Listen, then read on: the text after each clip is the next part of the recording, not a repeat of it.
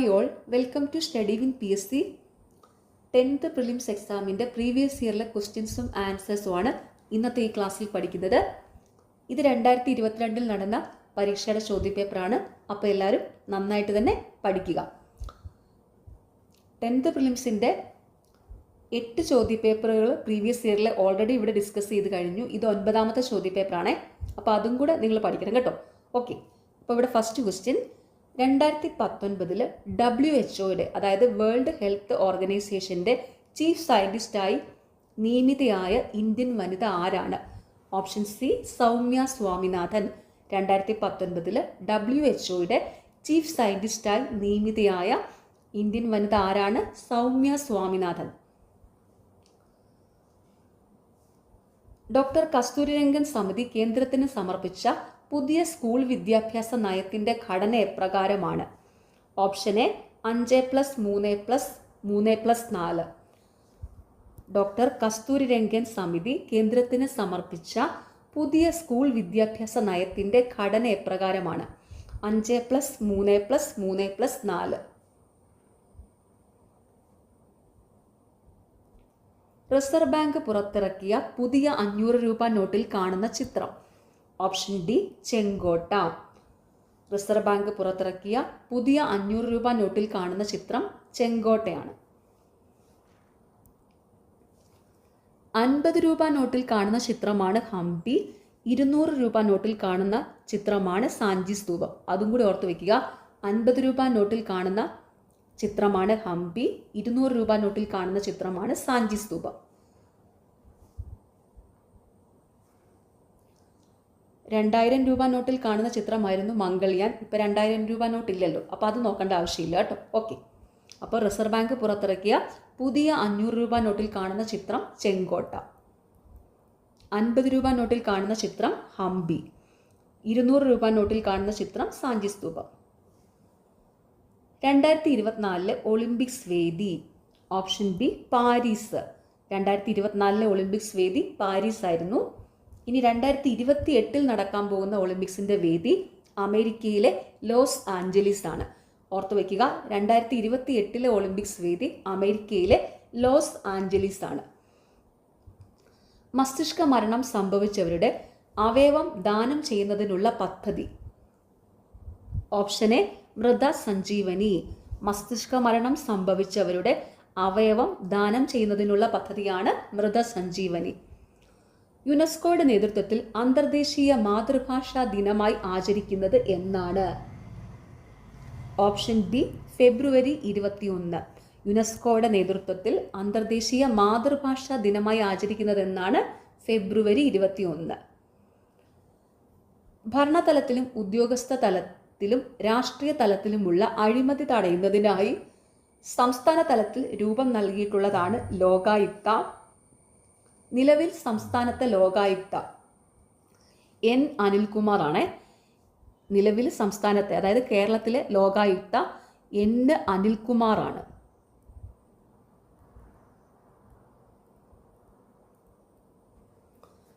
ഭരണതലത്തിലും ഉദ്യോഗസ്ഥലത്തിലും രാഷ്ട്രീയ തലത്തിലുമുള്ള അഴിമതി തടയുന്നതിനായി സംസ്ഥാന തലത്തിൽ രൂപം നൽകിയിട്ടുള്ളതാണ് ലോകായുക്ത. നിലവിൽ സംസ്ഥാനത്തെ ലോകായുക്ത എൻ അനിൽകുമാർ ആണ്. ഓർത്തു വയ്ക്കുക, എൻ അനിൽകുമാർ. 2019 ലോകകപ്പ് ക്രിക്കറ്റ് ജേതാക്കൾ?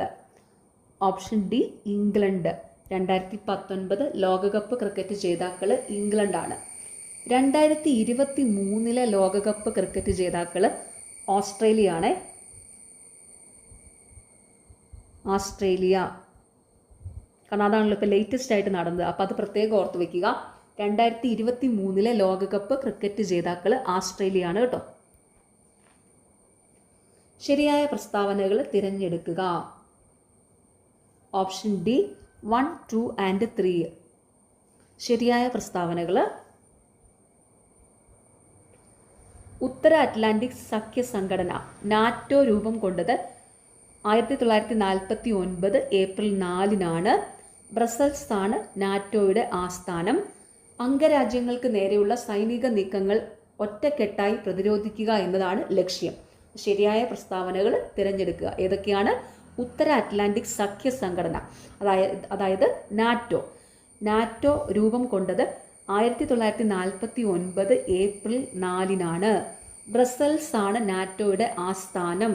അംഗരാജ്യങ്ങൾക്ക് നേരെയുള്ള സൈനിക നീക്കങ്ങൾ ഒറ്റക്കെട്ടായി പ്രതിരോധിക്കുക എന്നതാണ് ലക്ഷ്യം. 2022 രാജ്യത്ത് എല്ലാവർക്കും വീട് എന്ന ലക്ഷ്യം നേടുന്നതിനായി 2015 ജൂൺ 25 പ്രധാനമന്ത്രി നരേന്ദ്രമോദി പ്രഖ്യാപിച്ച പദ്ധതി. ഓപ്ഷൻ ഡി പ്രധാനമന്ത്രി ആവാസ് യോജന. 2022 രാജ്യത്ത് എല്ലാവർക്കും വീട് എന്ന ലക്ഷ്യം നേടുന്നതിനായി 2015 ജൂൺ 25 പ്രധാനമന്ത്രി നരേന്ദ്രമോദി പ്രഖ്യാപിച്ച പദ്ധതി പ്രധാനമന്ത്രി ആവാസ് യോജന. ഹിമാലയ പർവ്വതത്തിന്റെ ഏറ്റവും തെക്ക് ഭാഗം ഏതു പേരിൽ അറിയപ്പെടുന്നു? Option C Siwalik. ഹിമാലയ പർവ്വതത്തിന്റെ ഏറ്റവും തെക്ക് ഭാഗം ഏതു പേരിൽ അറിയപ്പെടുന്നു? സിവാലിക്.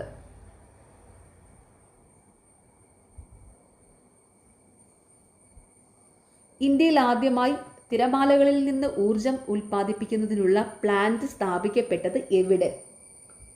ഓപ്ഷൻ ഡി വിഴിഞ്ഞം. ഇന്ത്യയിൽ ആദ്യമായി തിരമാലകളിൽ നിന്ന് ഊർജം ഉൽപ്പാദിപ്പിക്കുന്നതിനുള്ള പ്ലാന്റ് സ്ഥാപിക്കപ്പെട്ടത് എവിടെയാണ്? വിഴിഞ്ഞത്താണ്.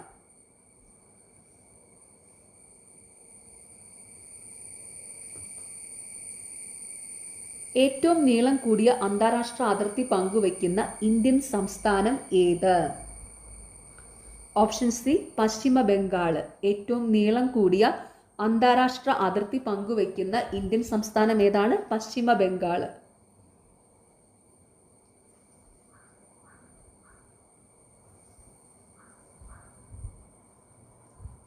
ഇന്ത്യയുടെ കേന്ദ്ര ഭാഗമായ നഗരം ഏത്? Option B Nagpur. ഇന്ത്യയുടെ കേന്ദ്ര ഭാഗമായ നഗരം ഏതാണ്? നാഗ്പൂർ.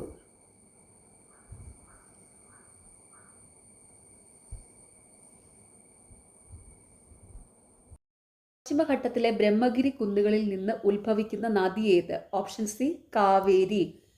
പശ്ചിമഘട്ടത്തിലെ ബ്രഹ്മഗിരി കുന്നുകളിൽ നിന്ന് ഉത്ഭവിക്കുന്ന നദി ഏത്? കാവേരി. താഴെ പറയുന്നവയിൽ ശരിയായ പ്രസ്താവനകൾ ഏവ? Option A 1 and 2. ശരിയായ പ്രസ്താവനകൾ: പുതിയ എക്കൽ നിക്ഷേപങ്ങളെ ഖാദർ എന്ന് അറിയപ്പെടുന്നു, കറുത്ത മണ്ണിനെ റിഗർ എന്ന് വിളിക്കുന്നു. താഴെ പറയുന്നവയിൽ ശരിയായ പ്രസ്താവനകൾ ഏവ? പുതിയ എക്കൽ നിക്ഷേപങ്ങളെ ഖാദർ എന്നറിയപ്പെടുന്നു, കറുത്ത മണ്ണിനെ റിഗർ എന്ന് വിളിക്കുന്നു. ഇന്ത്യയിലെ ആദ്യത്തെ പോസ്റ്റ് ഓഫീസ് സ്ഥാപിതമായത് എവിടെ? Option A Mumbai. ഇന്ത്യയിലെ ആദ്യത്തെ പോസ്റ്റ് ഓഫീസ് സ്ഥാപിതമായത് എവിടെ? മുംബൈ. 3 തലസ്ഥാനങ്ങളുള്ള ഇന്ത്യയിലെ ആദ്യ സംസ്ഥാനം ഏത്? Option C Andhra Pradesh. 3 തലസ്ഥാനങ്ങളുള്ള ഇന്ത്യയിലെ ആദ്യത്തെ സംസ്ഥാനം ഏതാണ്? ആന്ധ്രാപ്രദേശ്. ആന്ധ്രാപ്രദേശിന്റെ 3 തലസ്ഥാനങ്ങളാണ് അമരാവതി, വിശാഖപട്ടണം, കുർണൂല്. ഇന്ത്യയിലെ ഏറ്റവും വലിയ ജലസേചന കനാൽ ഏത്? Option B Indira Gandhi canal. ഇന്ത്യയിലെ ഏറ്റവും വലിയ ജലസേചന കനാല് ഏത്? ഇന്ദിരാഗാന്ധി കനാല്. ഇന്ദിരാഗാന്ധി കനാല് സ്ഥിതി ചെയ്യുന്നത് രാജസ്ഥാനിലാണ്. ഓർത്തുവെക്കുക, ഇന്ദിരാഗാന്ധി കനാല് സ്ഥിതി ചെയ്യുന്നത് രാജസ്ഥാനിലാണ്. പരുത്തിത്തുണി വ്യവസായത്തിൽ 2ാം സ്ഥാനത്ത് നിൽക്കുന്ന ഇന്ത്യൻ സംസ്ഥാനം ഏത്?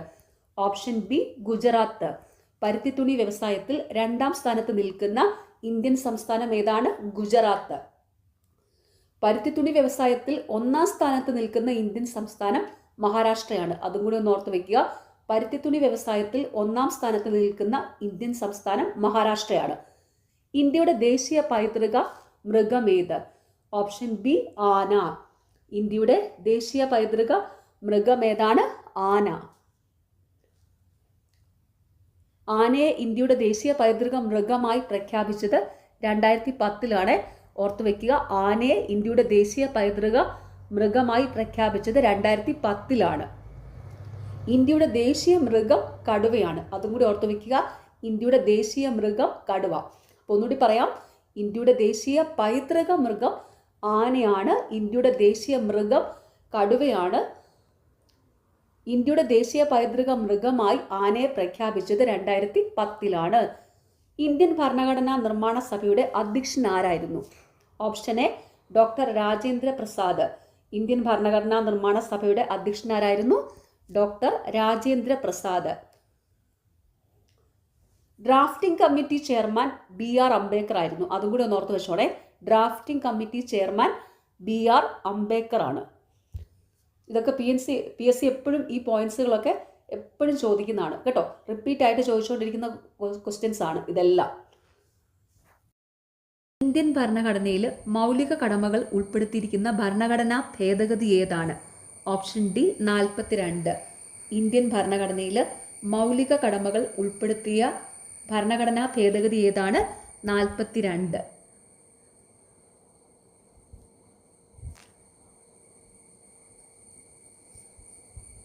അതായത് ഇന്ത്യൻ ഭരണഘടനയിലെ മൗലിക കടമകൾ ഉൾപ്പെടുത്തിയിരിക്കുന്ന ഭാഗം 4A ആണ് കേട്ടോ. ഭാഗം 4A ആണ് ഇന്ത്യൻ ഭരണഘടനയിൽ മൗലിക അവകാശങ്ങളെപ്പറ്റി പ്രതിപാദിക്കുന്ന ആർട്ടിക്കിൾ, അതായത് അനുച്ഛേദം 51A ആണ്. അതും കൂടി ഓർത്തു വെക്കുക. ഇന്ത്യൻ ഭരണഘടനയിൽ മൗലിക കടമകൾ ഉൾപ്പെടുത്തിയിരിക്കുന്ന ഭാഗം 4A ആണ്. ആർട്ടിക്കിൾ അഥവാ അനുച്ഛേദം 51A ആണ് കേട്ടോ. അപ്പോൾ ഇന്ത്യൻ ഭരണഘടനയിൽ മൗലിക കടമകൾ ഉൾപ്പെടുത്തിയിരിക്കുന്ന ഭരണഘടനാ ഭേദഗതി ഏതാണ്? 42ാം ഭരണഘടനാ ഭേദഗതി. ഇന്ത്യൻ ഭരണഘടനയിൽ മൗലിക കടമകൾ ഉൾപ്പെടുത്തിയിരിക്കുന്ന ഭാഗം 4A. ഇന്ത്യൻ ഭരണഘടനയിൽ മൗലിക കടമകളെപ്പറ്റി പ്രതിപാദിക്കുന്ന ആർട്ടിക്കിൾ അഥവാ അനുച്ഛേദം 51A. ഇന്ത്യയുടെ ദേശീയ ഗീതം രചിച്ചത് ആര്? Option B Bankim Chandra Chatterjee. ഇന്ത്യയുടെ ദേശീയ ഗീതം രചിച്ചതാരാണ്? ബങ്കിം ചന്ദ്ര ചാറ്റർജി. ഇന്ത്യയുടെ ദേശീയ ഗീതം ഏതാണ്? വന്ദേ മാതരം. ഇന്ത്യയുടെ ദേശീയ ഗീതം വന്ദേ മാതരമാണ്. വന്ദേ മാതരം രചിച്ചത് ബങ്കിം ചന്ദ്ര ചാറ്റർജിയാണ്. വിവരാവകാശ നിയമം പ്രാബല്യത്തിൽ വന്ന വർഷം ഏത്? Option A 2005. വിവരാവകാശ നിയമം പ്രാബല്യത്തിൽ വന്ന വർഷം ഏതാണ്? 2005. 2005 ഒക്ടോബർ 12-നാണ് കേട്ടോ നിലവിൽ വന്നത്. വിവരാവകാശ നിയമം നിലവിൽ വന്നത് 2005 ഒക്ടോബർ 12-നാണ്. ഇന്ത്യൻ ഭരണഘടനയിൽ ഏത് ഭാഗത്താണ് മൗലിക അവകാശങ്ങൾ ഉൾപ്പെടുത്തിയിരിക്കുന്നത്? Option D 3. ഇന്ത്യൻ ഭരണഘടനയിൽ ഏത് ഭാഗത്താണ് മൗലിക അവകാശങ്ങൾ ഉൾപ്പെടുത്തിയിരിക്കുന്നത്? 3-ാം ഭാഗത്തിൽ.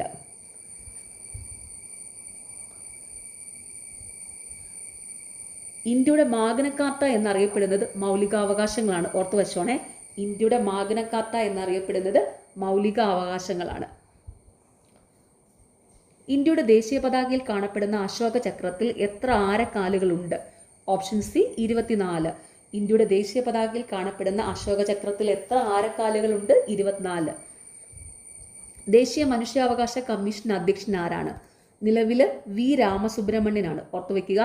നിലവിൽ ദേശീയ മനുഷ്യാവകാശ കമ്മീഷൻ അധ്യക്ഷൻ വി രാമസുബ്രഹ്മണ്യനാണ്.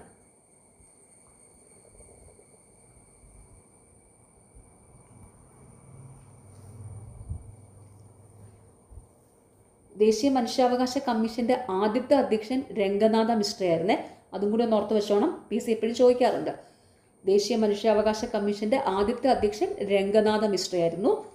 ദേശീയ മനുഷ്യാവകാശ കമ്മീഷന്റെ നിലവിലെ അധ്യക്ഷൻ വി രാമസുബ്രഹ്മണ്യനാണ്. ഓക്കെ. ഇന്ത്യയുടെ ദേശീയ പതാക രൂപകൽപ്പന ചെയ്ത വ്യക്തി ആരാണ്? Option A Pingali Venkaiah.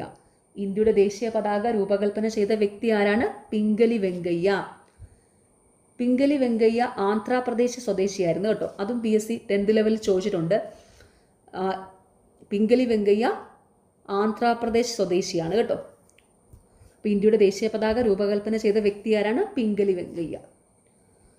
ചുവടെ നൽകിയിരിക്കുന്നതിൽ ഏതാണ് മൗലിക അവകാശങ്ങളിൽ ഉൾപ്പെടാത്തത്? ഓപ്ഷൻ ബി സ്വത്തവകാശം.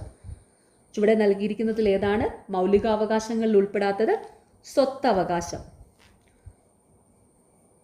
1978-ലെ 44-ാം ഭരണഘടനാ ഭേദഗതിയിലൂടെ സ്വത്തവകാശത്തെ മൗലിക അവകാശങ്ങളുടെ പട്ടികയിൽ നിന്ന് നീക്കം ചെയ്തു. ഓർത്തുവെക്കുക. സ്വത്തവകാശം ആദ്യം മൗലികാവകാശങ്ങളിൽ ഉൾപ്പെടുന്നതായിരുന്നു. പക്ഷേ 1978-ലെ 44-ാം ഭരണഘടനാ ഭേദഗതിയിലൂടെ സ്വത്തവകാശത്തെ മൗലികാവകാശങ്ങളുടെ പട്ടികയിൽ നിന്ന് നീക്കം ചെയ്തു. ഇപ്പോൾ സ്വത്തവകാശം ഒരു നിയമാവകാശമാണ്. സ്വത്തവകാശത്തെ പറ്റി പ്രതിപാദിക്കുന്ന ആർട്ടിക്കിൾ 300A ആണ്. സ്വത്തവകാശത്തെ പറ്റി പ്രതിപാദിക്കുന്ന ആർട്ടിക്കിൾ 300A ആണ്. അപ്പോൾ ചുവടെ നൽകിയിരിക്കുന്നതിൽ ഏതാണ് മൗലികാവകാശങ്ങളിൽ ഉൾപ്പെടാത്ത സ്വത്തവകാശം? 1978 44 ഭരണഘടനാ ഭേദഗതിയിലൂടെ സ്വത്തവകാശത്തെ മൗലികാവകാശങ്ങളുടെ പട്ടികയിൽ നിന്ന് നീക്കം ചെയ്തു. സ്വത്തവകാശത്തെ പറ്റി പ്രതിപാദിക്കുന്ന ആർട്ടിക്കിൾ 300A ആണ്. സ്വത്തവകാശം ഇപ്പോൾ നിലവിലൊരു നിയമപരമായ അവകാശമാണ്. ഈ പോയിന്റ്സ് എല്ലാം ഓർത്ത് വെച്ചോണം കേട്ടോ. പ്രവർത്തിക്കുക അല്ലെങ്കിൽ മരിക്കുക എന്ന മന്ത്രം ഗാന്ധിജി നൽകിയത് ഏത് ദേശീയ പ്രക്ഷോഭവുമായി ബന്ധപ്പെട്ടാണ്? ഓപ്ഷൻ എ ക്വിറ്റ് ഇന്ത്യ സമരം. പ്രവർത്തിക്കുക അല്ലെങ്കിൽ മരിക്കുക എന്ന മന്ത്രം ഗാന്ധിജി നൽകിയത് ഏത് ദേശീയ പ്രക്ഷോഭവുമായി ബന്ധപ്പെട്ടാണ്? ക്വിറ്റ് ഇന്ത്യ സമരം. ക്വിറ്റ് ഇന്ത്യ സമരം നടന്ന വർഷം ഏതാണ്? 1942. ക്വിറ്റ് ഇന്ത്യ സമരം നടന്ന വർഷം 1942. എനിക്ക് രക്തം തരൂ, ഞാൻ നിങ്ങൾക്ക് സ്വാതന്ത്ര്യം തരാം. ഇത് ആരുടെ പ്രഖ്യാപനമാണ്? Option C Subhash Chandrabose. നിങ്ങൾ എനിക്ക് രക്തം തരൂ, ഞാൻ നിങ്ങൾക്ക് സ്വാതന്ത്ര്യം തരാം.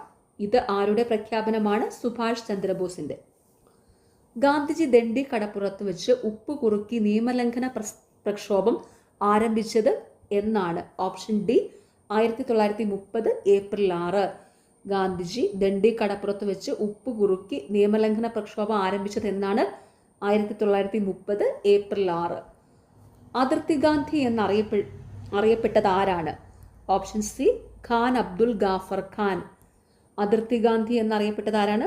ഖാൻ അബ്ദുൽ ഗാഫർ ഖാൻ.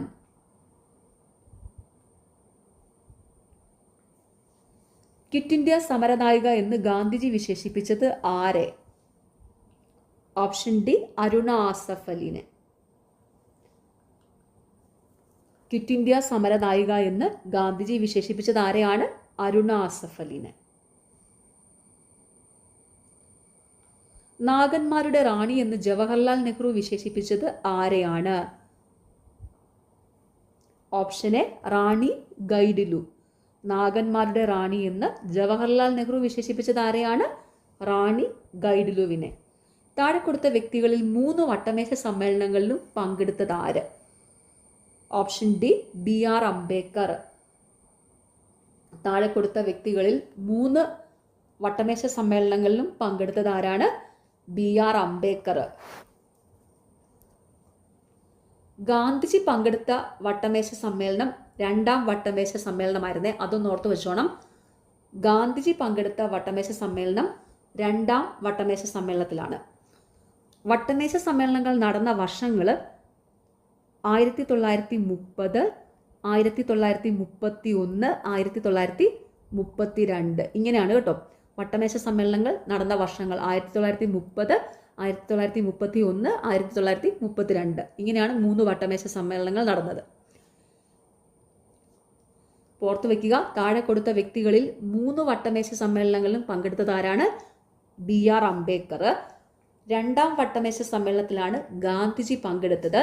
വട്ടമേശ സമ്മേളനങ്ങൾ നടന്ന വർഷങ്ങൾ 1930, 1931, 1932 ആണ്. ബ്രിട്ടീഷ് സർക്കാരിന്റെ ഏത് നിയമത്തിനെതിരെയായിരുന്നു ജനങ്ങൾ ജാലിയൻ വാലാബാഗിൽ പ്രതിഷേധ സമരത്തിന് ഒത്തുചേർന്നത്? ഓപ്ഷൻ ബി റൗലത്ത് നിയമം. ബ്രിട്ടീഷ് സർക്കാരിന്റെ ഏത് നിയമത്തിനെതിരെയായിരുന്നു ജാലിയൻ വാലാബാഗിൽ പ്രതിഷേധ സമരത്തിന് ജനങ്ങൾ ഒത്തുചേർന്നത്? റൗലറ്റ് നിയമത്തിനെതിരെ. റൗലറ്റ് ആക്ട് എന്നായിരുന്നു? 1919 റൗലറ്റ് ആക്ട് 1919. വിധിയുമായി ഒരു കൂടിക്കാഴ്ച ആരുടെ അവിസ്മരണീയമായ പ്രസംഗമായിരുന്നു? ഓപ്ഷൻ സി ജവഹർലാൽ നെഹ്റുവിൻ്റെത്. വിധിയുമായി ഒരു കൂടിക്കാഴ്ച ആരുടെ അവിസ്മരണീയമായ പ്രസംഗമായിരുന്നു? ജവഹർലാൽ നെഹ്റുവിൻ്റെ. ജാലിയൻവാലാബാഗ് കൂട്ടക്കൊലയ്ക്ക് നേതൃത്വം കൊടുത്ത മൈക്കൽ ഒ ഡയറിനെ വധിച്ചു വധശിക്ഷ ഏറ്റുവാങ്ങിയ സ്വാതന്ത്ര്യ സമര പോരാളി ആരായിരുന്നു? Option D Udham Singh.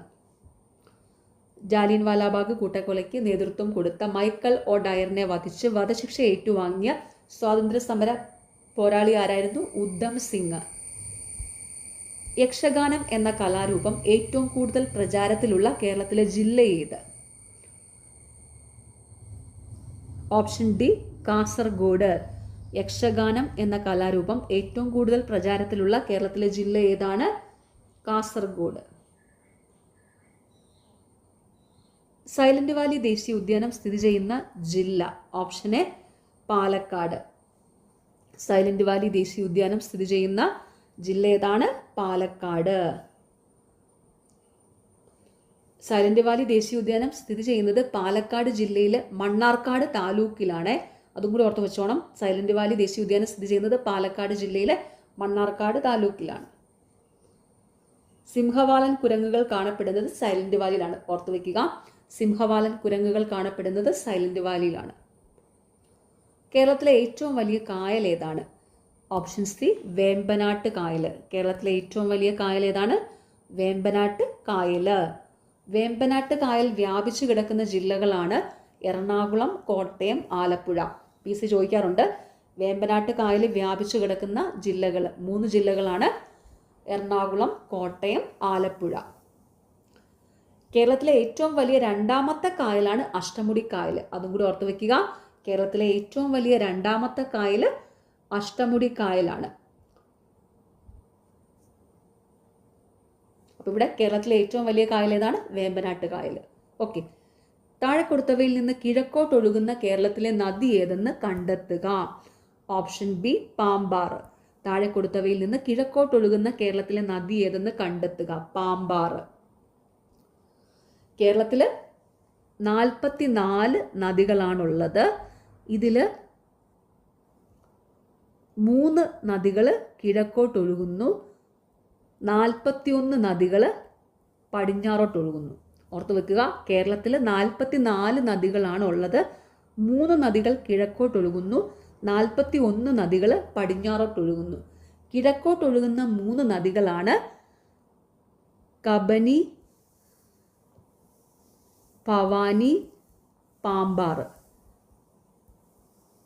കിഴക്കോട്ടൊഴുകുന്ന 3 നദികളാണ് Kabani, Bhavani, Pambar. Okay. കേരളത്തിലെ ഏറ്റവും വലിയ ജലവൈദ്യുത പദ്ധതി ഏതാണ്? Option C Idukki. കേരളത്തിലെ ഏറ്റവും വലിയ ജലവൈദ്യുത പദ്ധതി ഏതാണ്? ഇടുക്കി ജലവൈദ്യുത പദ്ധതിയാണ്. കേരളത്തിന്റെ ഔദ്യോഗിക പക്ഷി ഏതാണ്? ഓപ്ഷൻ ഡി മലമുഴക്കി വേഴാമ്പൽ. കേരളത്തിന്റെ ഔദ്യോഗിക പക്ഷി ഏതാണ്? മലമുഴക്കി വേഴാമ്പൽ. പ്രാചീന തമിഴകത്തിലെ തിണകളിലൊന്നായ നെയ്തൽ ഏത് തരത്തിലുള്ള ഭൂവിഭാഗമാണ്? തീരപ്രദേശം.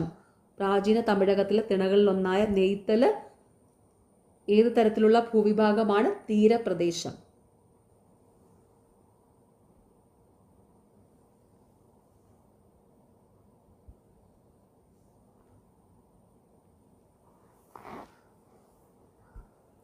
കൊടങ്ങരപ്പള്ളം പുഴ ഏത് പ്രദേശവുമായി ബന്ധപ്പെട്ടിരിക്കുന്നു? Option B Attappadi.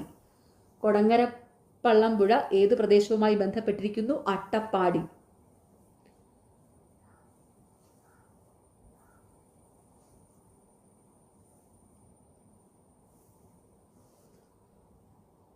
കേരളത്തിലെ ഏറ്റവും ചെറിയ ജില്ല ഏത്?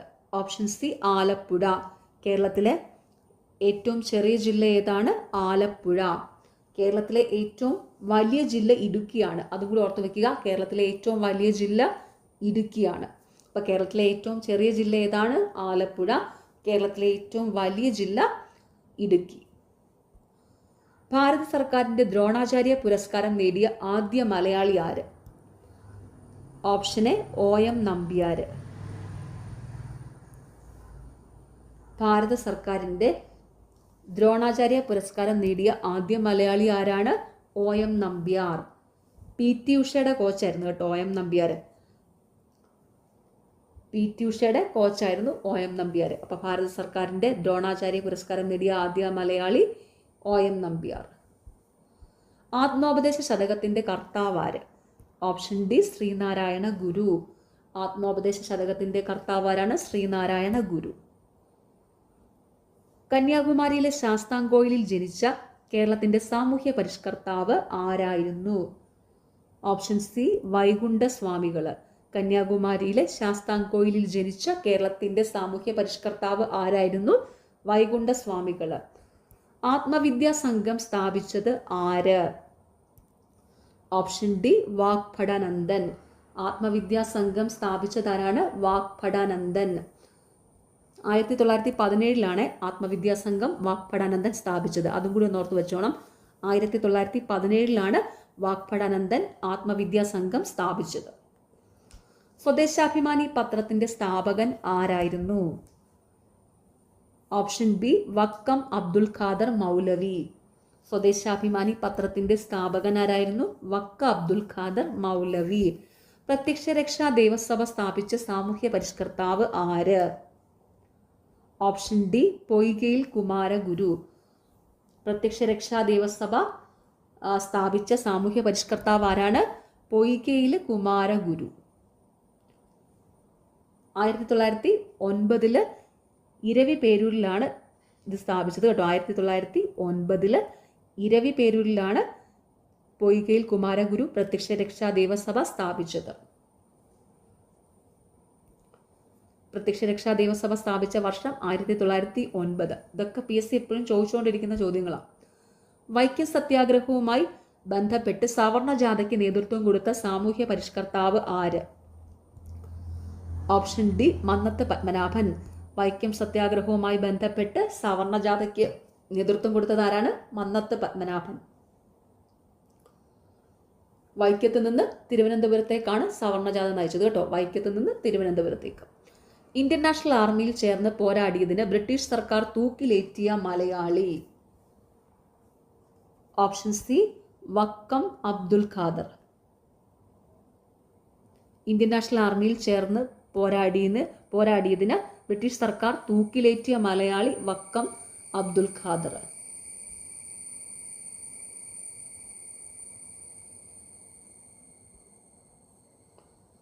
വില്ലുവണ്ടിയിൽ സഞ്ചരിച്ച് ചരിത്രം സൃഷ്ടിച്ച കേരളത്തിന്റെ സാമൂഹ്യ പരിഷ്കർത്താവ് ആര്? Option B Ayyankali. വില്ലുവണ്ടിയിൽ സഞ്ചരിച്ച് ചരിത്രം സൃഷ്ടിച്ച കേരളത്തിന്റെ സാമൂഹ്യ പരിഷ്കർത്താവ് ആരാണ്? അയ്യങ്കാളി. വില്ലുവണ്ടി സമരം നടന്ന വർഷം ഏതാണ്? 1893 കേട്ടോ. വില്ലുവണ്ടി സമരം നടന്ന വർഷം 1893. ഓർത്തു വെച്ചോണം. അയ്യങ്കാളി വില്ലുവണ്ടി സമരം നയിച്ച വർഷം ഏതാണ്? 1893.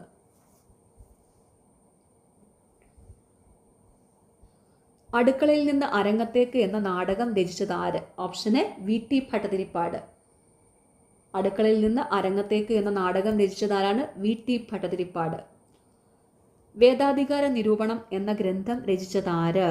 ഓപ്ഷൻ ബി ചട്ടമ്പി സ്വാമികൾ. വേദാധികാര നിരൂപണം എന്ന ഗ്രന്ഥം രചിച്ചത് ആരാണ്? ചട്ടമ്പി സ്വാമികൾ.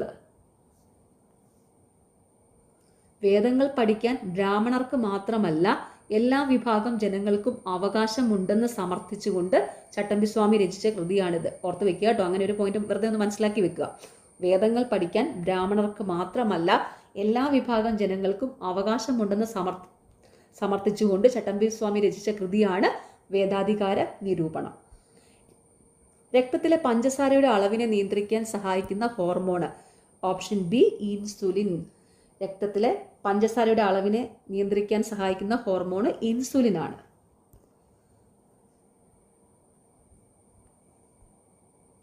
സാർവിക ദാതാവ് എന്നറിയപ്പെടുന്ന രക്തഗ്രൂപ്പ്? Option B O group. സാർവിക ദാതാവ് എന്നറിയപ്പെടുന്ന രക്തഗ്രൂപ്പ് O ഗ്രൂപ്പ്. സാർവിക സ്വീകർത്താവ് എന്നറിയപ്പെടുന്നത് AB ഗ്രൂപ്പാണ്. അതും കൂടി ഒന്ന് ഓർത്ത് വെക്കുക. സാർവിക സ്വീകർത്താവ് എന്നറിയപ്പെടുന്നത് AB ഗ്രൂപ്പാണ്. അപ്പൊ സാർവിക ദാതാവ് എന്നറിയപ്പെടുന്ന രക്തഗ്രൂപ്പ് O ഗ്രൂപ്പ്. സാർവിക സ്വീകർത്താവ് എന്നറിയപ്പെടുന്ന രക്തഗ്രൂപ്പ് AB ഗ്രൂപ്പ്. വൈഡൽ ടെസ്റ്റ് ഏത് രോഗവുമായി ബന്ധപ്പെട്ടതാണ്? Option A typhoid. Widal test ഏത് രോഗവുമായി ബന്ധപ്പെട്ടതാണ്? ടൈഫോയിഡ്. മനുഷ്യശരീരത്തിലെ വാരിയെല്ലിൽ എത്ര അസ്ഥികളുണ്ട്? Option C 24. മനുഷ്യശരീരത്തിലെ വാരിയെല്ലിൽ എത്ര അസ്ഥികളുണ്ട്? 24 അസ്ഥികൾ, അതായത് 12 ജോഡിയാണ്. ചിലപ്പോൾ അങ്ങനെയും ചോദിക്കും, 12 ജോഡി. മനുഷ്യശരീരത്തിലെ വാരിയെല്ലിൽ എത്ര അസ്ഥികളുണ്ട്? 24 അസ്ഥികൾ, അതായത് 12 ജോഡി അസ്ഥികളാണുള്ളത്. അങ്ങനെ മൊത്തം 24 എണ്ണം. ശരീരത്തിലെ കാൽസ്യം ആഗിരണത്തെ ഉത്തേജിപ്പിക്കുന്ന ജീവകം. ഓപ്ഷൻ ബി ജീവകം ഡി. ശരീരത്തിലെ കാൽസ്യം ആഗിരണത്തെ ഉത്തേജിപ്പിക്കുന്ന ജീവകം ഡി ആണ്. സൂര്യപ്രകാശത്തിൽ നിന്ന് ലഭിക്കുന്ന ജീവകം ഡി ആണ്. അതും കൂടി ഓർത്തു വെക്കുക. സൂര്യപ്രകാശത്തിൽ നിന്ന് ലഭിക്കുന്ന ജീവകം ഡി ആണ്. അടുത്ത ചോദ്യം ഫൈനൽ ആൻസർ കീയിൽ ഡിലീറ്റഡ് ആണ് കേട്ടോ. വാസസ്ഥലത്തിനായി മാത്രം മറ്റ് സസ്യങ്ങളെ ആശ്രയിക്കുന്ന സസ്യങ്ങൾ ഏത് വിഭാഗത്തിൽ പെടുന്നു? Option B എപ്പിഫൈറ്റുകൾ. വാസസ്ഥലത്തിനായി മാത്രം മറ്റ് സസ്യങ്ങളെ ആശ്രയിക്കുന്ന സസ്യങ്ങൾ ഏത് വിഭാഗത്തിൽ പെടുന്നു? എപ്പിഫൈറ്റുകൾ. ഭൂകാണ്ഡത്തിന് ഉദാഹരണമാണ് ഓപ്ഷൻ എ ഉരുളക്കിഴങ്ങ്. ഭൂകാണ്ഡത്തിന് ഉദാഹരണമാണ് ഉരുളക്കിഴങ്ങ്. പയർവർഗത്തിൽ ഉൾപ്പെടാത്ത വിത്തിനം ഏതാണ്? ഓപ്ഷൻ എ ഹരിത. പയർവർഗത്തിൽ ഉൾപ്പെടാത്ത വിത്തിനമേതാണ്? ഹരിത. പയർവർഗത്തിൽ ഉൾപ്പെടുന്ന വിത്തിനങ്ങളാണ് ജ്യോതിക, ലോല, മാലിക. ഓർത്തു വയ്ക്കുക, പയർവർഗത്തിൽ ഉൾപ്പെടുന്ന വിത്തിനങ്ങളാണ് ജ്യോതിക, ലോല, മാലിക. ചന്ദ്രശങ്കര എന്ന സങ്കര ഇനം തെങ്ങ് ഏത് ഇനങ്ങളിൽ നിന്നാണ് വികസിപ്പിച്ചത്? Option B Chavakkad orange into west കോൾ ടോള്. ചന്ദ്രശങ്കര എന്ന സങ്കര ഇനം തെങ്ങ് ഏതിനങ്ങളിൽ നിന്നാണ് വികസിപ്പിച്ചത്? Chavakkad orange into west coast tall. താഴെ തന്നിരിക്കുന്ന ജോഡികളിൽ ഐസോടോപ്പുകൾ ഏതെല്ലാം? ഓപ്ഷൻ ബി 2, 4 എന്നിവ. C612, C613, അതുപോലെ 1H2, 1H3. താഴെ തന്നിരിക്കുന്ന ജോഡികളിൽ ഐസോടോപ്പുകൾ ഏതെല്ലാമാണ്? C612, C613, H12, H13.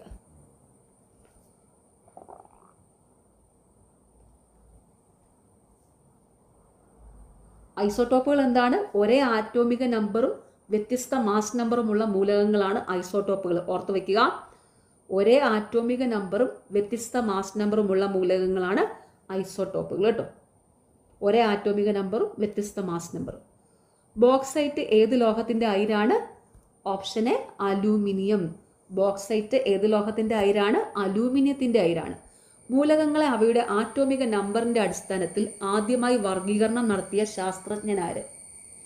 Option C Moseley. മൂലകങ്ങളെ അവയുടെ ആറ്റോമിക നമ്പറിന്റെ അടിസ്ഥാനത്തിൽ ആദ്യമായി വർഗീകരണം നടത്തിയ ശാസ്ത്രജ്ഞനാരാണ്? മോസ്ലി. ഒരു ജലതന്മാത്രയിലെ ആകെ ആറ്റങ്ങളുടെ എണ്ണം? Option C 3. ഒരു ജലതന്മാത്രയിലെ ആകെ ആറ്റങ്ങളുടെ എണ്ണം 3 ആണ്. ജലതന്മാത്ര എന്ന് വെച്ചാൽ എന്താ? H2O, അതായത് 2 ഹൈഡ്രജനും 1 ഓക്സിജനും. അങ്ങനെ മൊത്തം 3 ആറ്റങ്ങൾ.